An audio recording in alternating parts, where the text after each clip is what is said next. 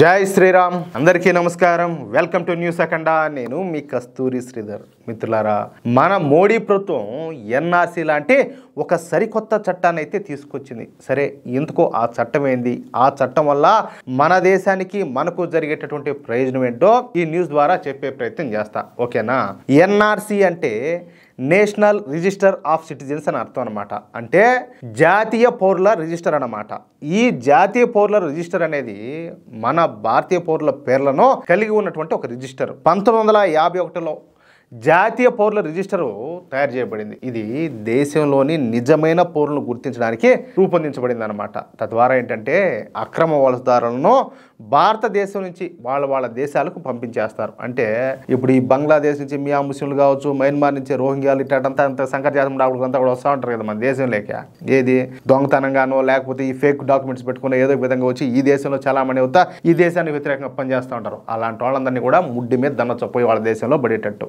అర్థమైందా అయితే ఈ ఎన్ఆర్సీ కంటే ముందు మన దేశంలో మోడీ ప్రభుత్వం సిఏఏను ప్రారంభించిన సంగతి మీకు అందరికీ తెలిసే ఉంటుంది ఈ సిఏఏ సమయంలో పెద్ద ఎత్తున నిరసనలు ధర్నాలు అన్నీ కూడా జరిగినాయి ముస్లింలందరినీ కూడా నరేంద్ర మోడీ ప్రభుత్వం భారత నుంచి పంపించేస్తుందని చెప్పేసి కాంగ్రెస్ పార్టీ పెద్ద ఎత్తున ప్రచారం చేయడంతో ఢిల్లీలోని షాహీన్ బాగ్ కేంద్రంగా తీవ్రమైనటువంటి హింస అయితే చెలరేగింది ఈ హింసలో దాదాపు 60 మంది వరకు హిందువులు అయితే చనిపోయినారు చెప్పాలంటే హిందువులనే టార్గెట్గా పెట్టుకొని హత్యలు చేశారు ఎవరు చేసింది జిహాదీగాళ్ళు ప్రస్తుతం ఈ హత్యలకు సంబంధించిన కేసులన్నీ కూడా కోర్టులో నడుస్తున్నాయి మన దేశంలో చట్టాల గురించి మీకు తెలిసిందే కదా అంత సులభంగా ఒక పట్టాన్ని అయితే తెగవు అవి నాతానే సాగుతానే ఉంటాయి అందుకని చెప్పేది ఈ దరిద్రపుట్టు చట్టాలు కూడా మారాలి మన దేశంలో తప్పు చేసేవాళ్ళు కాదు వాడు ఎప్పుడో వయసులో ఉన్నప్పుడు తప్పు చేస్తే వాడు ముసోడినప్పుడు శిక్ష పడుతుంది అప్పుడు దాకా వాడు ఈ లోపల మధ్యలోనే కానీ ఏమన్నా అవి సచ్చినాడు అనుకో ఇంకంతే అట్లున్నదన్నమాట పరిస్థితి కాబట్టి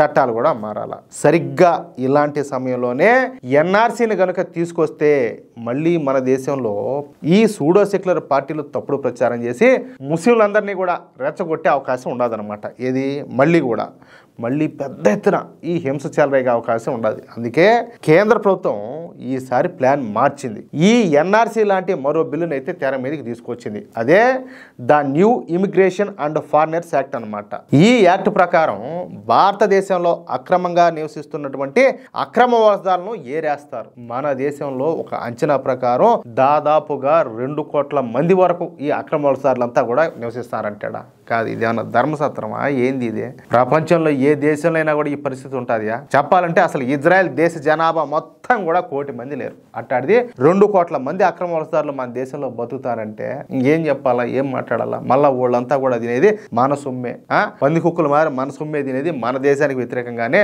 మన దేశంలో మెజార్టీ ప్రజలైనటువంటి హిందువులకు వ్యతిరేకంగా వీళ్ళంతా కూడా పనిచేస్తూ ఉంటారు వీళ్ళలో బంగ్లాదేశ్కు చెందినటువంటి మియా ముస్లింలు మయన్మార్కు చెందినటువంటి రోహింగ్యా ముస్లింలే ఎక్కువగా ఉన్నారు ఏకంగా 2 కోట్ల వరకు ఉన్నటువంటి ఈ అక్రమ వలసదారులు భారత్లో అనేక నేరాలకు అత్యాచారాలకు తీవ్రవాద ఘటనలకు పాల్పడతారు ముఖ్యంగా హిందువులనే టార్గెట్గా చేసుకొని వీళ్ళంతా కూడా రెచ్చిపోతారు సరే వాళ్ళ గురించి వదిలేయండి సరే వాళ్ళు ఏదో బయట నుంచి వచ్చారో బయటోడే కదా వాడికి ఈ దేశం మీద ప్రేమ ఏంటదని మనం అనుకోవచ్చు అసలు ఈ దేశంలో పుట్టి ఈ దేశంలో పెరిగి ఈ దేశంలో చదువుకొని ఈ దేశంలో ఉద్యోగాలు చేస్తా ప్రభుత్వ సొమ్మును తీసుకునే వాళ్ళు కూడా మన దేశానికి వ్యతిరేకంగా మాట్లాడతారు పనిచేస్తారు ఇలాంటి సంఘటనలు కూడా మనం ఎన్నో చూసినాం అవునా కదా అందుకే ఇలాంటి వాళ్ళ ఆటను కట్టడి చేయడానికే మన మోడీ ప్రభుత్వం మొన్న ఏప్రిల్ నెలలో the new immigration and foreigners act అయితే తీసుకొచ్చి దాన్ని పార్లమెంట్లో పెట్టి పాస్ చేశారు ఇకపోతే ఈ యాక్ట్ ప్రకారం మన దేశంలో ఉన్నటువంటి అక్రమ వలసదారులను మొదటగా గుర్తించడం తర్వాత వాళ్ళను అరెస్ట్ చేయడం తర్వాత వాళ్ళను వాళ్ళ దేశాలకైతే పంపనున్నారనమాట ఈ పనులన్నీ కూడా నిర్వహించడానికి కేంద్రంలో ప్రత్యేకంగా ఒక ఏజెన్సీ అయితే ఉండాలి ఆ ఏజెన్సీ పేరే బ్యూరో ఆఫ్ ఇమిగ్రేషన్స్ ఈ బ్యూరో ఆఫ్ ఇమిగ్రేషన్స్కు ఈ అక్రమ వలసదారుల విషయంలో విస్తృతమైనటువంటి అధికారాలను అయితే అప్పగించారు అర్థమవుతుందా ఈ బ్యూరో ఆఫ్ ఇమిగ్రేషన్ సంస్థ దీనికోసం మన దేశంలోని ఏ ప్రభుత్వ రంగ సంస్థతోనైనా కూడా కలిసి పనిచేయచ్చు ఆయా ప్రభుత్వాల సాయం తీసుకోవచ్చు ముఖ్యంగా హోటల్స్ హాస్పిటల్స్ ఎడ్యుకేషన్ సంస్థలు అంటే విద్యా సంస్థలు అన్నమాట పీజీలు అలాగే వివిధ కంపెనీలు ముందుగా తమ సంస్థల్లో ఉన్నటువంటి ఈ అక్రమ వలసదారులను గుర్తించాలి. అంటే ఓళ్ళొచ్చి గుర్తించేది కాదు, ముందు నువ్వే గుర్తించాలా. ఆ తర్వాత ఆ విషయాన్ని బ్యూరో ఆఫ్ ఇమిగ్రేషన్ సంస్థకి అయితే తెలియజేయాలి. అర్థమవుతుందా? ఆ బాధ్యత ఎవరిదే?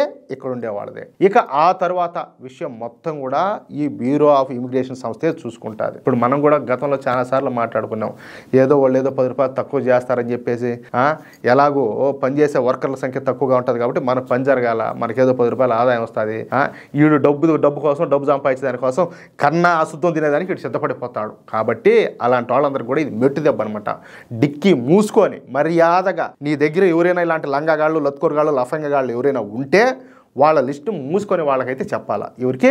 బ్యూరో ఆఫ్ ఇమిగ్రేషన్ సంస్థకు. అర్థమైందా? ప్రధాని నరేంద్ర మోడీ గారు మొన్న స్వాతంత్ర దినోత్సవం సందర్భంగా దేశంలో డెమోగ్రఫీ చేంజ్ జరగకుండా అడ్డుకుంటామని, దేశంలోని అక్రమ వలసదారులను తరిమేస్తామని, ఈ అక్రమ వలసదారుల మూలంగా దేశానికి అనేక ఇబ్బందులు కలుగుతాయని చెప్పి తెలియజేసిన సంగతి మీకు అందరికీ తెలిసిందే. ఇక అప్పటి నుంచి మన కేంద్ర హోంశాఖ the new immigration and foreigners act ను అమల్లోకి తీసుకొచ్చింది. అంటే ఇక నుంచి దేశంలోని అక్రమ వలసదారులను గుర్తించి వాళ్ళను వాళ్ళ దేశాలకైతే ఎగుమతి చేయనున్నారు. ఏది?